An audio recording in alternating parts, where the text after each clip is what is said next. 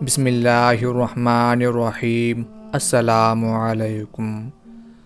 حضرت عائشہ صدیقہ رضی اللہ تعالی عنہا فرماتی ہیں کہ ایک رات مجھے حضور اکرم صلی اللہ علیہ وآلہ وسلم کے پاس آنے میں دیر ہو گئی۔ جب میں آپ صلی اللہ علیہ وآلہ وسلم کے پاس گئی تو آپ نے مجھ سے فرمایا، تم کہاں تھیں؟ میں نے عرض کیا، آپ کے ایک صحابی مسجد میں قرآن کریم کی تلاوت کر رہے تھے، میں ان کی تلاوت کو سن رہی تھی، اس لیے حاضر ہونے میں دیر ہو گئی۔ میں نے اس جیسی آواز اور اس جیسی قرأت آپ کے کسی اور صحابی سے نہیں سنی۔ ان کی قرأت کا حال سن کر حضور صلی اللہ علیہ وآلہ وسلم اٹھ کھڑے ہوئے اور باہر تشریف لائے۔ آپ کے ساتھ حضرت عائشہ رضی اللہ تعالی عنہا بھی تھیں۔ اس جگہ تک پہنچے جہاں وہ تلاوت کر رہے تھے۔ آپ صلی اللہ علیہ وآلہ وسلم نے دیکھا کچھ اور لوگ بھی رک کر ان کی قرأت سن رہے تھے اور ان پر محویت طاری تھی۔ یوں لگتا تھا جیسے ساری کائنات ساکت ہو گئی ہو۔ ان کی قرأت سن کر نبی کریم صلی اللہ علیہ وآلہ وسلم کا چہرہ مبارک خوشی سے چمکنے لگا۔ زبان مبارک پر بے ساختہ یہ الفاظ جاری ہو گئے، ساری تعریف اس اللہ کے لیے ہے جس نے میری امت میں تم جیسے انسان کو پیدا کیا۔ یہ خوش قسمت ترین انسان ابو عبداللہ سالم مولا ابو حذیفہ رضی اللہ تعالی عنہ تھے۔ حضرت سالم رضی اللہ تعالی عنہ کا شمار ان بڑے صحابہ میں ہوتا ہے جو قرآن کریم کی قرأت کے امام تھے، حافظ تھے۔ حضور صلی اللہ علیہ وآلہ وسلم فرمایا کرتے تھے، قرآن سیکھنا ہے تو عبداللہ بن مسعود، سالم مولا ابو حذیفہ، ابی بن کعب اور معاذ بن جبل رضی اللہ تعالی عنہم سے سیکھو۔ ان چاروں میں بھی حضرت سالم رضی اللہ تعالی عنہ کو یہ خصوصیت حاصل تھی کہ وہ عربی نہیں تھے، ایرانی تھے۔ اس کے باوجود اللہ تعالیٰ نے قرآن کی سمجھ عطا فرمائی تھی، بلکہ اتنی مہارت عطا فرمائی تھی کہ خود اللہ کے رسول نے لوگوں کو ان سے قرآن حاصل کرنے کی تلقین فرمائی۔ آپ کے باپ دادا ایران کے تھے، والد کا نام عبید تھا۔ آپ ایک عورت کے غلام کی حیثیت سے مدینہ منورہ پہنچے۔ اس نے آزاد کر دیا تو یہ کسی طرح مکہ مکرمہ آ گئے۔ وہاں حضرت ابو حذیفہ رضی اللہ تعالی عنہ نے انہیں اپنا بیٹا بنا لیا، اس لیے آپ سالم بن ابو حذیفہ کے نام سے مشہور ہوئے۔ ابو حذیفہ رضی اللہ تعالی عنہ ان سے بہت محبت کرتے تھے، اسی طرح حضرت سالم رضی اللہ تعالی عنہ بھی ان پر جان چھڑکتے تھے۔ حضرت ابو حذیفہ رضی اللہ تعالی عنہ نے اپنی سگی بھتیجی فاطمہ بنت ولید کا نکاح ان سے کر دیا تھا۔ پھر جب اللہ تعالیٰ نے سورۃ الاحزاب میں یہ واضح فرمایا کہ منہ بولے بیٹے حقیقی بیٹے نہیں ہوتے، انہیں اپنے اصل باپوں ہی کے نام سے پکارا کرو، تو لوگ انہیں سالم بن ابو حذیفہ کی بجائے سالم مولا ابو حذیفہ کہنے لگے۔ حضرت سالم رضی اللہ تعالی عنہ ابھی نوجوان ہی تھے کہ اللہ کے رسول صلی اللہ علیہ وآلہ وسلم نے اپنی رسالت کا اعلان فرمایا، لوگوں کو ایک اللہ کی طرف بلایا۔ اسلام کی دعوت ان کے کانوں میں پڑی تو حضرت ابو حذیفہ اور حضرت سالم رضی اللہ تعالی عنہما نے فوراً اسلام قبول کر لیا۔ اس طرح سب سے پہلے ایمان لانے والوں میں شامل ہونے کا اعزاز حاصل کیا۔ ہجرت کا حکم ہوا تو آپ رضی اللہ تعالی عنہ مدینہ منورہ پہنچ گئے۔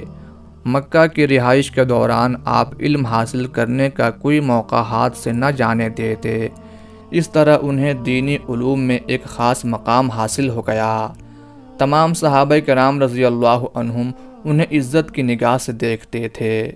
حضور صلی اللہ علیہ وآلہ وسلم کی آمد سے پہلے انہیں مسجد قباء میں مسلمانوں کی امامت کرانے کا شرف حاصل ہوا۔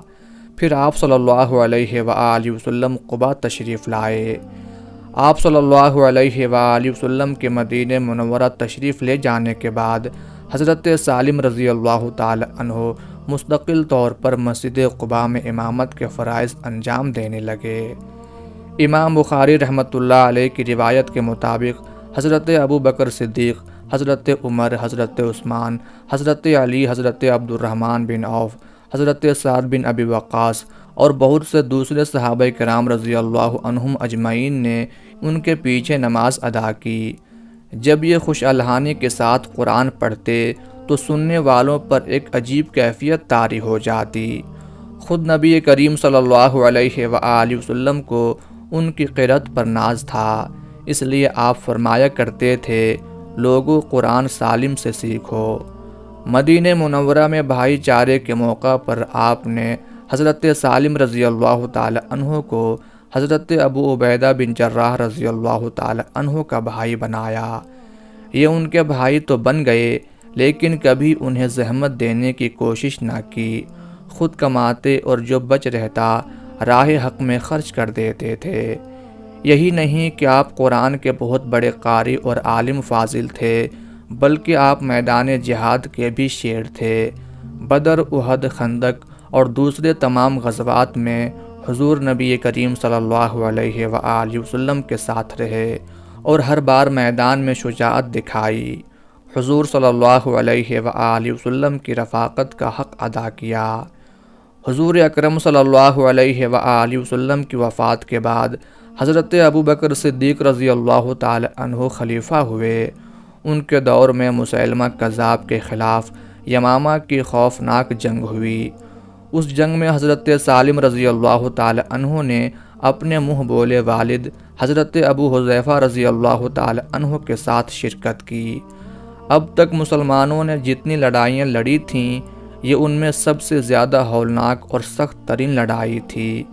اس میں ایک طرف اسلام کے مجاہد تھے، وہ اللہ اور اللہ کے رسول کے لیے لڑ رہے تھے، دوسری طرف بنو حنیفہ کے لوگ تھے جو نبوت کے جھوٹے دعوے دار کے لیے لڑ رہے تھے۔ اس لڑائی میں مہاجرین کا علم حضرت سالم رضی اللہ تعالی عنہ کے ہاتھ میں تھا۔ جب مرتدوں کا دباؤ بڑھا اور مسلمانوں کے قدم اکھڑے تو سالم رضی اللہ تعالی عنہ ایک گڑھا کھود کر اس میں پاؤں جما کر کھڑے ہو گئے اور للکارے، مسلمانوں افسوس، رسول اللہ صلی اللہ علیہ وآلہ وسلم کی رفاقت میں تو ہم اس طرح میدان نہیں چھوڑتے تھے۔ ان کی للکار سے مسلمانوں کے اکھڑے قدم پھر جم گئے۔ ایک مجاہد نے غلط فہمی کی بنا پر کہہ دیا، ہمیں تمہاری طرف سے اندیشہ ہے، تم یہ علم کسی دوسرے کو دے دو۔ یہ سن کر انہیں جوش آ گیا اور فرمایا، اگر میں اپنے آپ کو مسلمانوں کی علم برداری کا اہل ثابت نہ کروں تو مجھ سے بڑھ کر بدنصیب حامل قرآن کوئی نہیں۔ ابھی یہ الفاظ منہ ہی میں تھے کہ مرتدوں کا ایک زبردست ریلا آیا۔ حضرت سالم رضی اللہ تعالی عنہ اس جوش سے لڑے کہ کشتوں کے پشتے لگا دیے، لیکن مرتدوں کا وہ ہجوم تھا کہ کسی طرح بھی کم ہونے میں نہیں آ رہا تھا۔ ایک بدبخت نے دائیں ہاتھ پر تلوار کا بھرپور وار کیا، وہ کٹ کر دور جا گرا۔ انہوں نے علم بائیں ہاتھ میں تھام لیا، وہ بھی کٹ گیا تو دونوں کٹے ہوئے ہاتھوں کا حلقہ بنا کر علم کو تھام لیا اور سینے سے چمٹا لیا۔ آخر مرتدوں نے تیروں، تلواروں اور نیزوں کے وار کر کے آپ کو چھلنی کر دیا۔ نزا کے عالم میں انہوں نے لوگوں سے پوچھا، ابو حذیفہ کا کیا حال ہے؟ انہیں بتایا گیا، وہ جام شہادت نوش کر گئے۔ اب انہوں نے پوچھا، میرا وہ بھائی کہاں ہے جس نے مجھ پر اعتراض کیا تھا؟ لوگوں نے بتایا، وہ بھی رتبہ شہادت حاصل کر چکے ہیں۔ تب آپ نے فرمایا، مجھے ان دونوں کے درمیان دفن کرنا۔ ان الفاظ کے بعد آپ کی روح پرواز کر گئی۔ ایک روایت میں اس طرح ہے کہ جب ان کی روح نکلی اس وقت ان کا سر حضرت ابو حذیفہ رضی اللہ تعالی عنہ کے قدموں میں تھا۔ آپ نے شہادت کے وقت ترکے میں ایک گھوڑا، ہتھیار اور معمولی اسباب کے سوا کچھ نہ چھوڑا۔ تمام عمر جو کماتے رہے اللہ کی راہ میں خرچ کرتے رہے۔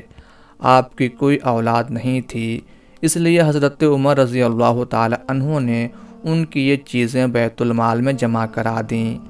آپ کے فضائل اور کمالات کے حضرت عمر رضی اللہ تعالی عنہ اتنے قدردان تھے کہ جب آپ رضی اللہ تعالی عنہ دنیا سے رخصت ہونے لگے تو فرمایا، اگر آج سالم موجود ہوتے تو خلافت کے لیے انہیں نامزد کرتا، مجلس شورا کی ضرورت ہی نہ پڑتی۔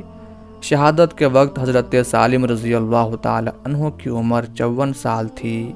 اللہ تعالیٰ کی ان پر ہزارہ رحمتیں ہوں۔